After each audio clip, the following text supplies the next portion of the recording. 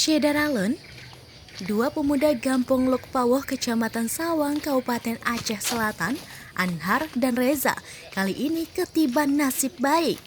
Pasalnya, kali ini mereka berhasil meraup keuntungan yang menggiurkan dari hasil kebun cabai mereka yang berlokasi di kampung setempat. Untuk diketahui, Anhar sehari-hari berprofesi sebagai dosen di Politeknik Aceh Selatan atau Poltas, sedangkan Reza saat ini menganggur. Keduanya berkolaborasi untuk memanfaatkan lahan kosong dengan ukuran lebih kurang 1/4 hektar di kampung mereka untuk menanam cabai merah.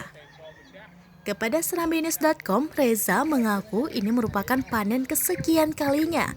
Namun tidak disangka, harga jual di tingkat petani saat ini, kata Reza, Rp80.000 per kilogram.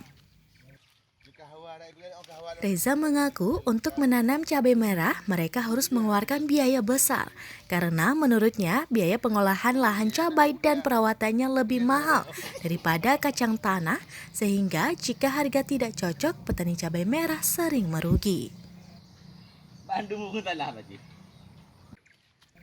Untuk diketahui, sebagian besar warga Gampong Lokpawoh, Kecamatan Sawang, Kabupaten Aceh Selatan, bermata pencaharian sebagai nelayan.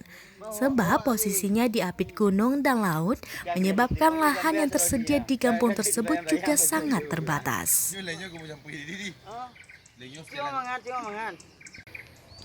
Dari Aceh Selatan, Taufik Zaz, Serambian TV.